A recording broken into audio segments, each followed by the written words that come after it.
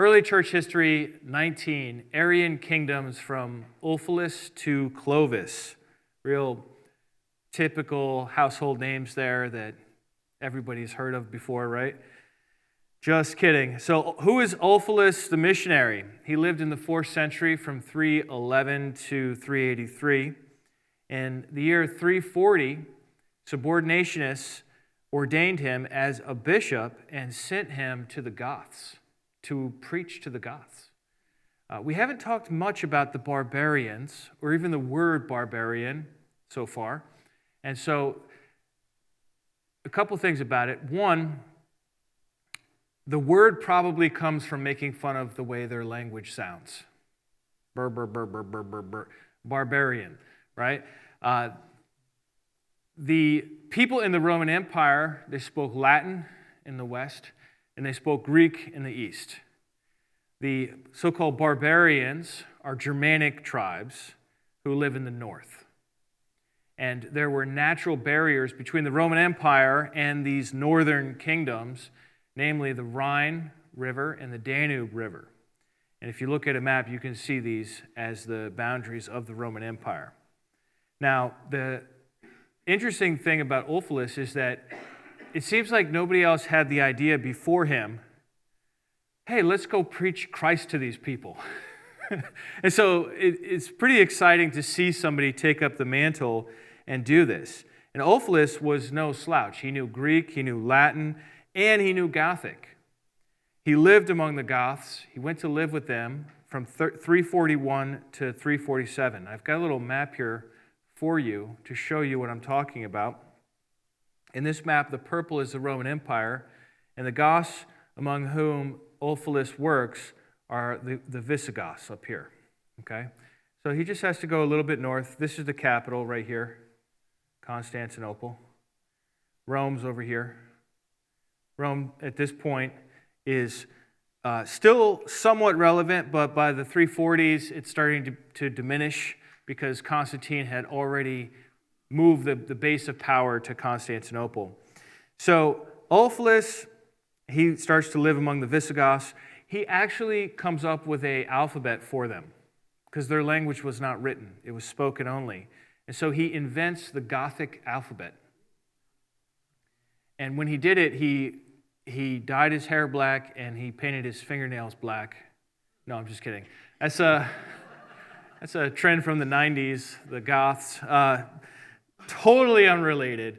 But Ulfilas, he brought the Bible into the Gothic language. Isn't that incredible? That's what a missionary does. A missionary preaches the words about Christ in a spoken way, verbally, but then also makes sure that the people has the Bible, or at least whatever of the Bible he can. Philostorgius writes about this. He's a historian. He says, accordingly, Ulfila took the greatest care of them in many ways. And amongst others, he reduced their language to a written form and translated into their vulgar tongue all the books of Holy Scripture, with the exception of the Book of Kings, which he omitted, because they are a mere narrative of military exploits, and the Gothic tribes were especially fond of war and were in more need of restraints to check their military passions than of spurs to urge them on to deeds of war. That is hysterical. So he gave them the Bible minus the books of the kings and said, God bless, wish you the best, brothers and sisters. Well, Ulfilas, we actually have a fair amount about him because as he was ordained a bishop in 340, and then he spent his time with the Goths in the 340s, as you know from our previous sessions on the Trinitarian controversy, this was the middle of the 4th century. There was a civil war, a theological civil war going on between the subordinationists and the egalitarians, the people who thought that the Father was greater than the Son, and the people who thought that the Father and the Son were equal. Okay? And so Ulfilas does not believe that they're equal. He thinks that the Father is greater than the Son. And we have a rule of faith from Ulfilas where he expresses his beliefs. He says, I believe in one God, the Father, alone, ingenerate and invisible, and in his only begotten Son, our Lord and God, artificer and maker of the whole creation, who has nobody like him, Therefore, there is one God, the Father of all, who is also God of our God, and in one Holy Spirit, the power which illuminates and sanctifies, as Christ said after the resurrection to his apostles, and he, that is the Spirit, is not God nor our God, but the minister of Christ, subordinate and obedient in all things to the Son, and the Son subordinate and obedient in all things to his God and Father. So we would probably call this tritheism today. We'd say it sounds like you have three gods there, Ulfilas, and you have the Father, who's the high God, who's supreme. And then at a lower level, you have the Son, whom he also is comfortable to call God and Creator. And then you have the Spirit, who is a minister. The word minister means a servant of Christ. So the Holy Spirit is kind of like on level 3 for Ulfilas. We have a little more clarity about his beliefs from a man named Auxentius, who writes, he says, he never hesitated to preach, talking about Ulfilas, one sole true God the Father of Christ, according to Christ's own teaching, knowing that this sole true God is solely ingenerate, without beginning, without end, existing uniquely, incomparably greater and better than everything. And when he was alone, not to create division or reduction of his Godhead, but for the revelation of his goodness and power, by his will and power alone, he created and begot, made and founded the only begotten God. So God made God. You see that? This second God, and he's comfortable saying that Jesus is the second God. This second God and originator of everything is from the Father, and after the Father, and because of the Father, and for the glory of the Father.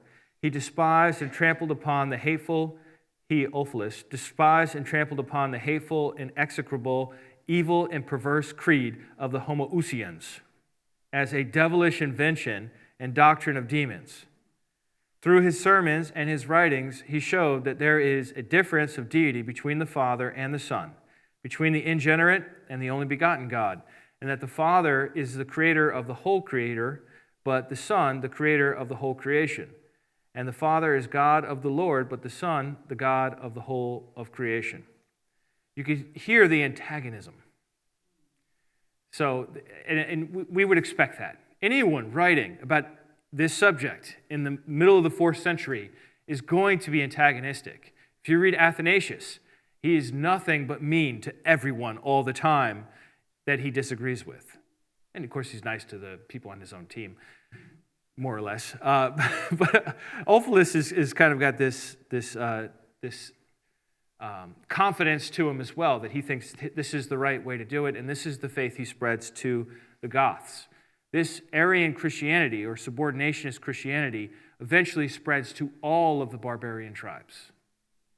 Okay, there's like one or two big exceptions. I'll get to that later.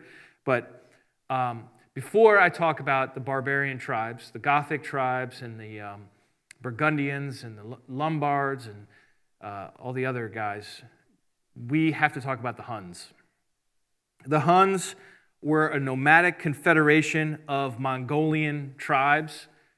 Mongolia, as you might imagine, is not in Europe. It's way out east, the Asian plains. And these Huns, these fierce tribes of people, started coming west. And the barbarians looked at the Huns and said, "Oh, you guys are savages." Which I think is hysterical, because the barbarians are supposed to be savages because they wear pants instead of the toga, and they drink beer instead of wine, and they eat butter on their bread instead of dipping it in olive oil. And they look at that's the Roman perspective. And then the barbarians look at the Huns and they're like, "You guys are savage, like, we got to get out of here." And everyone is terrified of this massive horde of people coming through. And you wouldn't believe it, I found this report from somebody from around the same time that's describing what the Huns were like. And it's just amazing. The savage Huns is what I'm calling it. This is a description from Ammonius Marcellinus. He says, this is talking about the Huns, though they all have closely knit and strong limbs and plump necks, they are of great size and low-legged, so that you might fancy them two-legged beasts. They are certainly in the shape of men, however uncouth, but are so hardy that they neither require fire nor well-favored food, but live on the roots of such herbs as they get in the fields or on the half-raw flesh of any animal This is the best part. Which they merely warm rapidly by placing it between their own thighs and the backs of their horses. That's how they cook their meat. They never shelter themselves under roofed houses, but avoid them. They wander about, roaming over the mountains and the woods, and accustom themselves to bear frost and hunger and thirst from their very cradles. These are tough people. They wear linen clothes or else garments made of the skins of field mice. Nor do they wear a different dress out of doors from that which they wear at home, but after a tunic is once put round their necks, however it becomes worn, it is never taken off or changed till from long decay it becomes actually so ragged as to fall to pieces. They don't change their clothes. They cover their heads with round caps and their shaggy legs with the skins of kids, like little goats, not humans. Their shoes are not made of any laths, but are so unshapely as to hinder them from walking with a free gait. And for this reason, they are not well suited to infantry battles, but are nearly always on horseback, their horses being ill-shaped but hardy, and sometimes they even sit upon them like women if they want to do anything more conveniently. There is not a person in the whole nation who cannot remain on his horse day and night, the nation of the Huns. On horseback they buy and sell. They take their meat and drink, and there they recline on the narrow neck of their steed and yield to sleep so deep as to indulge in every variety of dream. None of them plow and even touch a plow handle, for they have no settled abode, but are homeless and lawless, perpetually wandering with their wagons, which they make their homes. In fact, they seem to be people always in flight. Their wives live in these wagons, and there weave their miserable garments. And here, too, they sleep with their husbands and bring up their children till they reach the age of puberty. Nor, if asked, can any one of them tell you where he was born, as he was conceived in one place, born another at a great distance, and brought up in another still more remote. Anytime I can get that like eyewitness reportage, I'm going for it. Incredible. These people were awesome horse people. Like, they just knew the horse, and they were fierce, and you did not mess with the Huns. The most famous of the Huns, his name was Attila. Attila the Hun, who reigned from 434 to 453, and attacked Persia, the Balkans, Constantinople itself, did not win that one, Gaul, Italy, and terrified everyone in and around the Roman Empire, both east and west. But I'm getting ahead of myself. Let's go back to the year 370. The Huns are coming. The Huns are coming. The Visigoths take one look at the Huns and they say, those guys are savage. And they petition to the Roman Empire and they say, can we come in? Sort of like ring the doorbell and say, can we come into the Roman Empire? These savages are coming. We need protection. It's a hysterical moment for barbarians all around the world. So, a man named Eudoxius, the bishop of Constantinople, says, you know what, let's work with these Visigoths and let's establish a communion with them. Let's agree doctrinally with them. And Eudoxius worked through Ulfilas to get the Goths to accept communion with him and the emperor. At this time, the bishop of Constantinople was a subordinationist. So was the emperor. So was Ulfilas. All three worked together with the Visigoths to broker this deal. Theodoret, a historian, talks about this. He says, Eudoxius succeeded in inducing him to persuade the barbarians to embrace communion with the emperor, so Ulfila won them over. The result is that up to this day, the Goths assent that the Father is greater than the Son, but they refuse to describe the Son as a creature, although they are in communion with those who do so. So that's a little bit about the Visigoths. In 376, they had petitioned the emperor, and they had been allowed to enter the Roman Empire. They crossed the Danube River, and they were immediately mistreated by the Roman governors in the region, so badly that in 377, the Visigoths revolted and started fighting against the Romans. In response to this, the Roman emperor, a guy named, I think it was Valens, if I can catch up to myself in my notes here. Yeah, the Emperor Valens in 378 went to the Visigoths to a city called Adrianople, and he attacked. Okay, so this is where we're at right here. Let me get a different color. I don't know know if that white is any better than the blue. All right, you see where we are here? Adrianople. So it's outside of Constantinople a little ways, but at Adrianople, the Emperor Valens attacks the Visigoths who had rebelled because they were mistreated. The Visigoths won. The Roman emperor died in the battle, which is unheard of. I mean, not entirely unheard of, but almost unheard of. And for the next few decades, the Visigoths just ran wild throughout the Roman Empire, conquering whatever they felt like, pillaging, and then moving on to the next place. In fact, in 410, a Visigothic king named Alaric did the unthinkable, and he sacked Rome itself. This was the impetus for Augustine to write his City of God book, because the pagans were saying, you see, that's what you get when you don't worship the old gods. This Christian stuff is no good. We just lost Rome. Who's ever even heard of that? Rome would be lost many more times after this. So the Visigoths defeated the city. They looted it. It was a massively shocking moment in the Roman Empire. And just for the record, Alaric, the Visigoth, was a level-headed guy who gave the Romans chance after chance after chance to work with them. He even gave them a really good deal where they would settle in the north and provide a buffer role between the Romans and the rest of the barbarians. And they just wouldn't play ball with them. So eventually, after the third time, he's like, I'm just gonna take your city. That's it. In 418, the Visigoths left Italy and they settled in Gaul, then Spain, and set up a kingdom that lasted for centuries until 711 when the Muslims came. So the Visigoths start over here, up in the north here. Then they come down south. And then they're just kind of wandering around over here, and they're like, oh, let's take Rome, and then, oh, let's go over here, and then it's like, all right, let's settle up here in 419 and come down here. So they just kind of wander around, and then they end up in Gaul and in Spain. They fought in the Byzantine army. The Byzantines, actually, the Roman Empire in the east is called the Byzantine Empire. The Byzantines actually worked with the Visigoths as they worked with all the barbarian tribes to often pit them against each other to keep them weak and to keep them from attacking them and to get them to attack the Huns because the Huns were the boogeyman.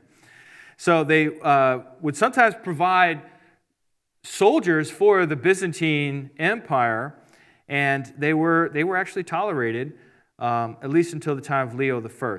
In 589, at the Council of Toledo, the Visigoths officially switched from Arian Christianity to Trinitarian Christianity and became Roman Catholics. All right, next up, we have the Ostrogoths. The Ostrogoths were basically overwhelmed by the Huns. They didn't get the deal the Visigoths got. And they became a vassal of the Huns. They had to fight on behalf of the Huns until the year 453 when Attila the Hun died. After Attila died, the Ostrogoths were free. And so in the year 476, a king named Odoacer had conquered Rome. Well, not conquered, but had sort of taken leadership over in Rome from the last Roman emperor, the last Western Roman emperor, a guy named Romulus Augustulus. Odoacer had taken over. And so the Byzantine emperor said to the Ostrogoths, he said, why don't you guys go over there to Italy? He's always trying to get them to go somewhere else. Why don't you guys go over there to Italy, Theodoric and your people, the Ostrogoths, and why don't you go reconquer Italy, and then Theodoric, you can rule Italy on behalf of me, the Byzantine emperor. And Theodoric said, oh, sounds good to me. And so from 488 to 393, they conquered Italy, and they were able to, of course, the Visigoths had already done this, and now the Ostrogoths are conquering Italy. And in 490, they defeated Odoacer, the king of Italy. And in 493, they killed him. Theodoric killed him. And at this point, in the peninsula of Italy, the Ostrogoths function. And this is just crazy to think, but these are barbarian tribes, but they're also Christians at this point, and they're Aryans, so they're subordinationists. And they form the ruling class in Italy. And the Romans, the Roman Catholic Trinitarian Romans, are like the under-servants of the Goths for this time. And so they basically rule over the Roman Catholics until the year 535, when Justinian, the very famous Byzantine emperor, comes and conquers everybody again. We'll talk about him in the future. All right, next up we have the Vandals. The Vandals in 406. Let me erase some of this stuff here. I'm gonna go for another color. What do you think? Let's go for yellow. All right, where are the Vandals at? Anybody see them? There we are. Here's the Vandals. Man, yellow doesn't work either. Yeah, I need to go for a dark color. Yeah. Can you see that? All right, so the Vandals start out up north of the area above the Visigoths and above the Lombards. So they're in the sort of like northeast part of Europe. And the Vandals, in 406, they cross the Rhine River into Gaul. And let's see if I can trace that. So I think there's so many of these lines. I'm not really sure which line. I know it connects to this line here. So I'm just going to draw my own line. This is the Vandals. So they kind of go this way. They go west. The Vandals go west into Gaul. And then in 409, they arrive in Spain. And in the words of Malcolm Todd, found there lands that were poorly equipped to resist. And when you're a pillaging people, finding easy pickings is a good thing. So they went through Spain and they would raid all the villages and the cities and take what they can. And then in 411, they ended up settling in southern Spain. And Rome hired the Visigoths, who were right next to them, to attack the Vandals in Spain, which is like just such a classic imperial move. And of course they did. But then more Vandals arrived in the year 419 to reinforce them. And the Vandals looked around and said, you know what? Let's get the heck out of Europe. It's too hot in here. And they're all the way down there in southern Spain. And I don't know if you know this about southern Spain, but there's a little part right by the Strait of Gibraltar that is right next to Africa. And so the Vandals decide, let's build ships. Let's build ships. And let's learn to become sea people and learn how to cross the sea. And so in 428, under Genseric, their king, they built a massive fleet, and 80,000 of them crossed the Strait of Gibraltar into Africa. And they started conquering again. So that by the year 430, pretty much all of North Africa was conquered by the Vandals, except for a few major cities, Carthage, Cirta, and Hippo Regius. If you recall, Hippo is the city that Augustine is in at this time. In fact, Augustine dies as the Vandals are attacking and besieging his city. So these things are all happening at the same time. Well, the Vandals never made it so far east as like Egypt and Alexandria and all that. They're more in the west part of North Africa. And they, in 439, do succeed in conquering Carthage, which is the major city of North Africa. If you have Carthage, you can hold North Africa. But they're not satisfied there. So in 440, they also attack Sicily, and the Romans decided, we need to get these Vandals out of here. So they paid them off, which they did a lot. The Byzantines are famous for paying off attacking people to not attack them or to attack someone else, okay? And so they paid them off in, in the year 440, but 15 years later, the Vandals are like, you know what, we're still not satisfied. And they went back and attacked Spain that they had come from, and they invaded Italy, and they even sacked Rome in the year 455. So they had a kingdom in North Africa, and they ruled for a century, until Justinian, the emperor, came in the year 533. He sent his famous general Belisarius, about whom I will tell you later, and he was able to conquer the Vandals. Okay, one other thing about the Vandals. I think I had this in my notes, but I don't see it here, is that the Vandal king did not like Roman Catholic Christians. He was an Arian Christian. He did not like them. So when they swept through North Africa, he was vicious. I mean, he would pillage not just like supplies from cities, but like churches and steal everything of worth out of the churches and really try to persecute and oppress Trinitarian Christians during that time. All right, so much for the Vandals. On to the Burgundians.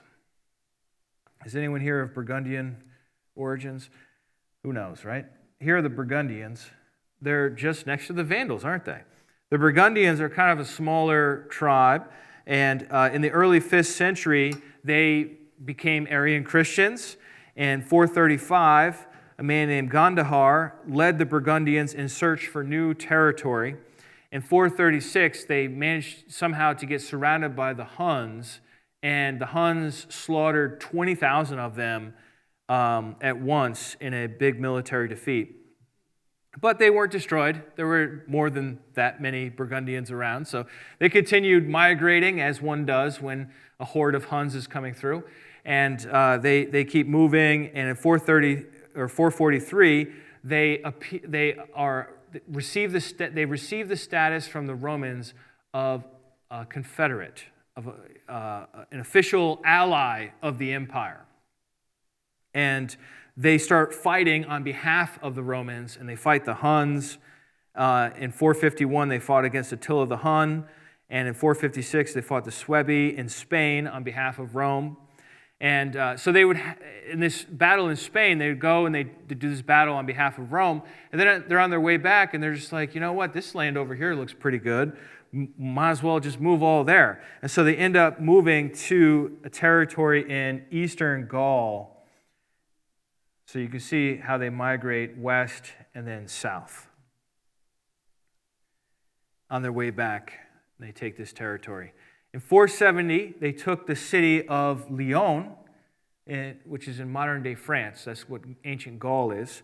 And Lyon became their capital in 470 of the Burgundian kingdom. In 500, Gundobad resided at Geneva and built up its defenses. But in 532, the Franks defeated the Burgundians and basically absorbed them into their kingdom. So much for the Burgundians. What about the Lombards? So glad you asked. The Lombards are a little bit after our major time of interest here, but I'm going to cover them anyhow. They settled in Bohemia and Moravia. We don't really know how they became Christians. We know that they were Arian Christians, but they're also a lot of pagans. By pagans, I mean people that worship old gods, animal sacrifice or stuff like that. In 505, they crossed the Danube River into the Roman Empire, and they made an alliance with the empire. In 552, a man named Auduin sent a large force to aid the Byzantines to fight the Goths in Italy. So you see how the Byzantines are so smart. They're going to use, well, let's see if we can get the Lombards to go fight in Italy. Oh, let's get the Ostrogoths to go fight in Italy. That's how politics was played in those days. Who's to say it's really changed much? In 568, Alboin recruited a massive army, 100,000 to 150,000 strong. And Alboin, who is a Lombard, recruits from all the tribes. He recruits his own people, the Lombards, Heruli, Bulgars, Gepids, Thuringians, Saxons, and Roman provincials into this massive army, and they are just going to start conquering Italy again. And this is now we're in the next century, the 500s, and they start conquering Italy. In 569, the Lombards took Milan, a major city in Italy. In 574, the Lombards and his coalition split Italy into 30 different regions, each ruled over by a duke. And they pillaged the cities in the country, and this basically went on for a generation, where they would just, anytime they needed money or food, they would just pillage a nearby village or city. But eventually things have to settle down. You have to start producing because eventually you pillage everything that can be pillaged and everyone's going to die. We got to farm. And the people in Italy were really miserable during this time, let me tell you.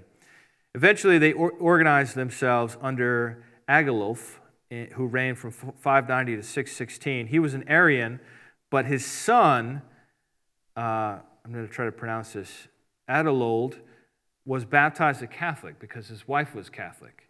And then after him, eventually over time in the 7th century, which is beyond our time frame here, the Lombards actually became all Catholics themselves. All right, on to the Franks. The Franks are a big deal. It's really important to talk about them because they were so tough. So the Franks kind of started out in the middle, and they didn't really go too far. They just kind of spread out and eventually took over the Burgundians and the Alemanni and just kind of built a big old kingdom right in the middle without moving too far. In the 5th century, they were still pagans. So in the 400s, they're worshiping trees and mountains and the sky and stuff like that, maybe some idols. The Franks, though, as pagans, had no missionary impulse. There's no like, oh, let's convert those Christians to worship this tree. Like nobody says that among the Franks. So they just tried to get along with the Catholic Christians, which means the Roman Empire, and the Arian Christians, which means the barbarians to their east and their west and their south. They were called the long-haired kings. One of their famous kings was named Childeric. Childeric I, he reigned from 457 to 481. He was a warrior. The Franks were not yet united. So I know I've been presenting each of these different Germanic tribes as if it's like one thing, but even within a tribe like the Franks, there's all these different chieftains and captains and strongmen that are vying for power and authority. And so Childeric is beginning to unite the kingdom. His dad's name was Merovech, which is why his dynasty is called the Merovingian dynasty, which is the one before the Carolingian dynasty, which people are familiar with because of Charlemagne. All right, so his son, Clovis I, reigns from 481 to 511. And according to Joseph Lynch, the church historian, Clovis was a ruthless and ambitious man. And he is going to unite the Franks behind him. He killed off all his rivals and became the sole king of the Franks. This Merovingian dynasty lasts until the year 751. Clovis himself was a pagan, but his wife, Clotilde, was a Catholic princess from the Burgundians. She tried to convince him, as wives do, to become a Christian, and he resisted. He didn't want to become a Christian. He wanted to expand. He wanted to unite and then expand the Frankish Empire. And so he started attacking his Germanic tribe neighbors, who were all Aryans, and he made war with the Alemanni, and he was losing, and he was angry, and he was in particular angry at his gods, because the way paganism works is you worship these gods, you give them sacrifices. They're supposed to hook you up when you go fight the war. And he was losing the war, so he was angry at his gods, and he said, that's it, I'm going to pray to my wife's God, to the Christian God, and see if I can get saved. And by saved, he means kill the Alemanni. Okay, it doesn't mean like from the sins. And after he prays, he wins the battle against the Alemanni, and like Constantine at the Battle of the Milvian Bridge, he concludes, Christ is the warrior God, and I'm going to worship him because he gives me military victory. And so he converts in the year 496, and he convinces 3,000 of his troops to convert at the same time, become baptized as Roman Catholic Christians in the region just north of Italy, what we call Gaul in those times. And he was a Nicene, a Trinitarian Nicene, not an Arian, and this came to be to their advantage because then the Roman Empire had that in common with them. And as Joseph Lynch says, the Franks turned out to be the toughest barbarians of all of them. And so the Franks flourished until the 8th century, and they are the ancestors of modern France, Germany, Italy, Holland, and Belgium. You can see on the map here just how big this Frankish kingdom was. Just absolutely massive. And eventually they absorbed the Burgundians. I told you that earlier. So, they really represent a massive swath of what had been the Roman Empire, but was now ruled over by these long-haired kings, speaking this ancestor of the French language, which is just Latin all blended together so that the words sound nice together. All right, let's review. Subordinationist Bishop Ulfilas went on a mission to preach Christ to the Goths in the middle of the 4th century. Ulfilas invented a Gothic alphabet and translated the Bible into their language, sparking a movement that eventually led to the conversion of most of the Germanic tribes to Aryan Christianity. When hordes of fierce Huns migrated west into Europe, Gothic tribes began migrating into the Roman Empire. This is unprecedented. Under Alaric, the Arian Visigoths conquered much of the Italian peninsula and even sacked Rome in 410 before migrating to Gaul and Spain. In the 5th century, Arian Ostrogoths under Theodoric conquered Italy and established themselves as a ruling class over the Trinitarian Romans there. In the 5th century, Arian Vandals conquered Spain, then migrated to North Africa, where they ruled for a century until the time of Justinian. In the 5th century, Arian Burgundians conquered and occupied Gaul until the Franks absorbed them in the 6th century. In the 6th century, Arian and pagan Lombards conquered much of Italy but converted to Trinitarian Catholicism in the 7th century. In the late 5th century, Clovis I, king of the Franks, converted from paganism to Trinitarian Christianity, eventually extending influence over surrounding Germanic tribes. Summary statement of all the summary statements. From the 4th to the 7th centuries, Germanic tribes who held to, because they didn't call themselves barbarians, all right? So it's just a little more polite to call them Germanic tribes. Germanic tribes who held to Aryan Christianity invaded and conquered much of the Western Roman Empire, but either faced defeat by Justinian or else converted to Roman Catholicism.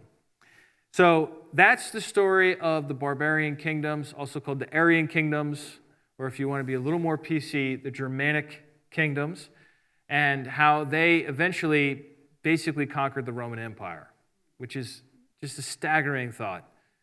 And there you have it.